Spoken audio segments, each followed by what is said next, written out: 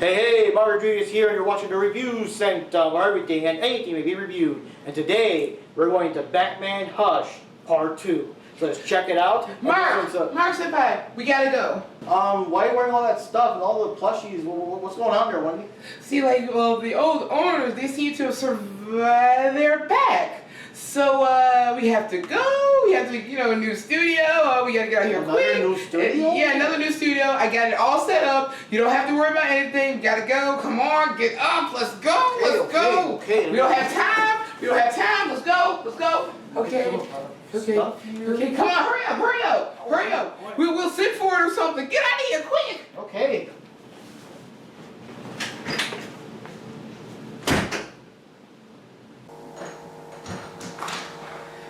Alright, so as I was saying, Mark, you don't have to worry about all the other stuff. We can send back for the couch, we can send back for the displays, we can send back for the figures, we can send back for the games, the TV, and all of that stuff. But seriously, what do you think of this new studio I just got for us? Oh wow, this is way bigger than the last studio, like 2 or 3 times bigger than the last studio. And oh crap, there's a whole upstairs in this place. Oh wow, yeah, this is amazing. Yeah. Like the couch can go around here. The TV and the games can go there. Maybe the bookcase, like our bookcase with the anime stuff, could go here. Like this place is amazing. Yeah, just think. We don't have to worry about the owner situation because we are now the owners. We are the permanent owners, and like at the other studio, we are not going to have that situation arise anymore. I made sure of it. Okay. So now that we're situated in this brand new place, our new ongoing studio going forward and everything, yeah, let's start the show. Alright, let's get right into it. And those other owners, you better not come back.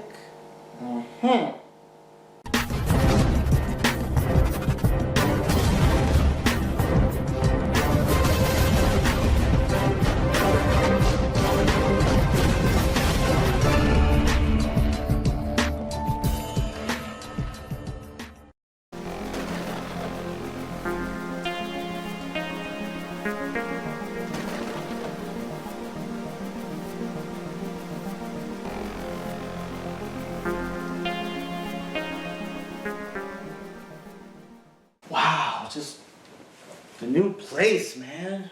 Like, it's amazing. Well, anyways, guys, this is Mark Rodriguez, and with me is Ninja Jupi, also known as Jupi Chan, or you can call me Wendy. Welcome to Video Game Masters. Yep, and today we're talking about Vengeance Hunters. It's a brand new game that's using Neo-Geo hardware, and it actually works on your Neo-Geo, assuming you still own one. So that's pretty cool. Alright, let's check it out then. Yep, let's check it out. Go.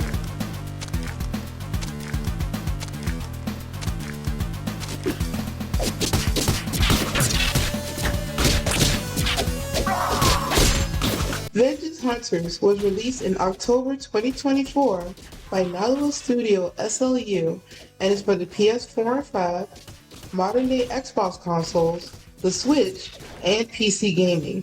The game is not only based on Neo-Geo hardware, Neo actually released limited edition physical copies that work on the Neo-Geo console.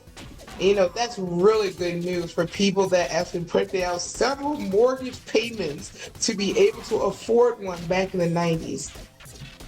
The game is set after the apocalypse in a wasteland full of zombies and other mutated creeps. The evil suitmen have burned down the home of the heroes, which caught their attention and led them to start their search for vengeance. You choose from Looney, a mad scientist with a cybernetic arm, Golem, the robot, and Candy, the athletic, kick-ass woman with a wrist-mounted blades. Alright! Looney is slow and strong, Candy is fast and athletic, and Golem is somewhere in between. You fight through 5 stages of beat-em-up action as you try to get to the bottom of who the suitmen work for. Since the game is meant for Neo-Geo hardware, you get 4 buttons. They're for the light and strong attacks, jumping, and a special move that drains your life bar.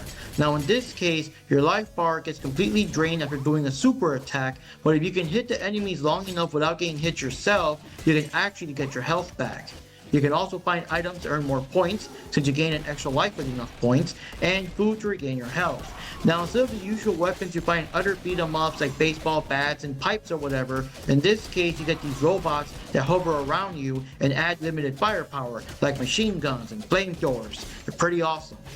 You have 5 stages to go through on your search for vengeance. Stage 1 is the Forest Ruin, where you fight through zombies and mutants while avoiding traps. The boss is this mutant guy with a claw arm. He can spawn smaller creatures that explode on impact, which get in the way while you're trying to take down the main guy. Stage 2 is the Wasteland, where you fight more mutants while avoiding explosives lying around. There's even an area where there's a big explosion in the background, and now you have to avoid these falling, burning bodies while you're still fighting the regular enemies. Then you hop into some dirt bikes and ride along the desert plains. You collect gold for extra points while dodging acid chemical spills and also avoiding these exploding monsters. Afterwards, you go on the Chaos Ridge, where now you have to avoid this giant sandworm that jumps up and fights you during the fight. The boss is this giant crab lobster thing where you have to avoid his pinchers going around, and eventually the sandworms also get involved. Stage 3 is the city streets, where you start running into humans doing whatever they can to survive as they attack both you and the monsters. They just don't care. They're scared. You also run into Biggie Smalls here, and he's usually packing heat. Then you fight your way downtown and make it to the arcade. The boss is a gamer who gains new attacks every time he runs back to the arcade cabinet like a whip. Stage 4 is the headquarters, as you fight your way through the lobby, finally encountering the suit men, as well as these robot terminators and other guys, and you also have to avoid laser grid traps. The laboratory now throws aliens into the mix, and the boss is this floating alien thing that teleports all over the place, and it also rolls into a ball and bounces all over the area, which of course you have to avoid. The final stage starts in outer space as you fly in a spaceship that apparently the Vengeance Hunters own in a shoot 'em up section. I mean, seriously, really? Anyway, the fight continues in the alien hangar as you get past robots, aliens, and suitmen while avoiding more traps. You fight through the corridor until you make it to the control room and fight the alien boss that is behind everything. God, he was annoying. After you take him down, he pilots a machine that controls these huge floating robot arms. Take him out to claim your vengeance! Alright guys, here's our thoughts on the game, and what can I say? It is a fun beat 'em up. It's not like the worst one we ever played, but there's little faults here and there. It's just I don't know, the game is just very incredibly cheesy and lots of cheap shots. That's one of the biggest complaints I have. Almost every enemy in the game has some kind of attack that they do when they're getting back up, and that's annoying because you also they get to attack them, but then you have to be away from them, which is hard because you're fighting the other enemies, because you're always going to do like an extra attack or an extra move or something after getting up.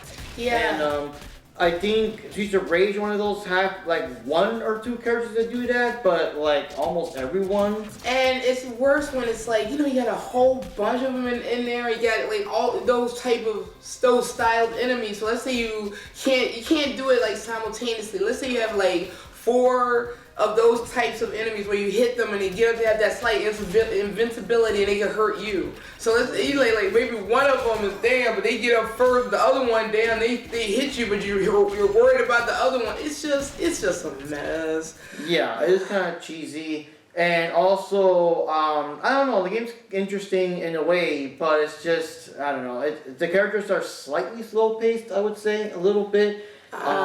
There is some juggling to go on, but the juggling just doesn't feel as smooth as it does like Shredder's Revenge or some of the other games. Gaiden, Yeah, oh gosh, yeah, I thought I'd never say this, but yeah. A Double Dragon game that I prefer over something else. Yeah, I agree with that. And you can do the juggling thing. You might see it here and there, like using Candy with her little cartwheel. You got your other friend. You do maybe Looney shooting off his metal arm. Yeah, like that. But it's not as easy to pull off in my opinion. I think some of the bosses are a bit, like you said, a bit cheesy. They have too many cheap shots in some cases. The first 2 maybe not as much. No, not as much. But especially your final boss. I mean, it was just so annoying, and it just takes so long before. I don't know, the sequences are too long, and you know that their health is stacked. I hate the fact that we do not have the option to stack our health. Yeah. Because in some cases, I think that would be very, very useful. And the fact that the last boss is, I mean, the whole game is time, but that you can get a time out in that, oh gosh. Yeah, it's kind of a thing. Now, the good things, of course, the characters are cool, you know, nice colorful graphics and stuff. Unfortunately, the music's kind of so-so. I do like the intro, though. It gives you a very Streets of Rage vibe. Yeah. But, like, it is used again in the game, like, for one of the stages. But, yeah, outside of that, the music isn't very memorable at all. Yeah, it's kind of forgettable and stuff. Very I mean, it sounds like, I wouldn't say it sounds bad. It's just you forget about it the moment you, like, stop playing the game. While something like Streets of Rage and Double Dragon, like, you'll still be jacked. You'll remember those tunes, you know, but this not so much. Yeah. And, but that's not Streets of Rage, but yeah. But the characters are cool. It's unique. I do like the whole post-apocalyptic stuff, and they kind of go wild with it with the bosses and everything. So this is cool. Not all the bosses are just like, you know, guys you beat up. Sometimes they're like giant mutated monsters with you know, pinchers and stuff like that. So it does get creative. And there are human characters in the game that are fighting, but they're also enemies too. So it's sort of like it's true survival. It's like they just see you. They don't care if you're a mutant or human, whatever. They just see you as an enemy. They're just like self-preservation. They're just attacking anyone and everyone. So I think that's kind of, you know, a bit on a realistic side too. As opposed like normal being like, are you friend or foe? But you know, and that's even one part of the game where you may show it like this guy, he's throwing dynamite out the window. Get away, mutants! But he's just throwing it out, even though we're there too. But he's just throwing it out. He don't care. He's just trying to, you know, keep himself safe. Maybe have other family with him in there, trying to keep them safe. Yeah. So and the enemies are constantly attacking each other too and stuff like that. So I mean, it's kind of like an in-game story. Just by playing the game, you kind of see it play out and everything. Yeah, that's something. That is definitely something a bit different, and I can appreciate the game for that. But yeah, but like I said, if you really want to try this game out, I would say, you know, go ahead. It is a beat 'em up, you know, and if you like Neo-Geo and, you know, the Neo-Geo stuff, go ahead and give it a whirl. But yeah, I don't feel this has too much replayability unless you want to see like all the endings. Because each character has their ending paying which one is the first player, stuff, so, or if you're playing like single player through. But if you do a single player, good luck. Yeah. Another thing I want to add that's kind of annoying. I know I understand it's for the sake of variety, so it's not repetitive. But there's like the driving stages are kind of annoying too, because a lot of cheap shots, and of course it's not a bonus stage; it's an actual stage. So all the damage you're getting is going to affect you. So that when you're done with the driving stages, you're back in the regular beat 'em up mode, but you're like half health because you took so many hits. Yeah, it's almost like it feels more like they're programming it for a home console, like on the actual home console of the Neo-Geo. That stuff like that, it was purposely designed to be in the arcade where it would munch up your quarters. Yep, the mortgages and all that. And yeah, and of course, due to it being a Neo-Geo game, it'll only have 4 buttons, and it'll only be 2 players because you can only, you know, 2-player in Neo-Geo and all that. But you know, credit to the authenticity, and I love the intro, the little intro logo of the company. It looks exactly like like their version of the Neo-Geo intro with the 100 Mega Shock and all that stuff. So I like that. That kind of brings it back. But yeah, other than that, like I said, it's not the worst beat 'em up game. It's just not quite the best. Okay, I'll play this over that Turtles arcade one. the Turtles Mayhem, or the Mutant Mayhem or whatever. The one was based on the 2012 cartoon. Oh, that was awful. That one, yeah. So I'll play this over that one. Yeah, at least we'll have to put up with Michelangelo just not shutting up. Yeah. So we put in a scale. It'd be like Final Fight and Double Dragon Gaiden and Streets of Rage 4 and Shredder's Revenge and all that. Yeah, and then this game and then Turtles, way at the bottom, Mutant Mayhem.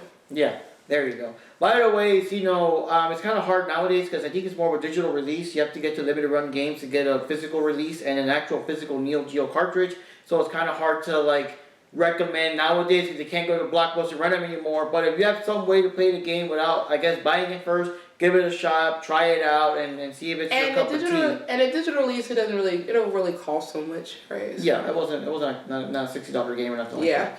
Yeah, so that kind of helps too. So anyways, guys, that wraps it up for this episode of Video Game Masters. We kind of covered all our bases. This is Mark Rodriguez signing off. And this is Ninja Jupi, also known as Jupi channel. You can call me Wendy. See you guys later.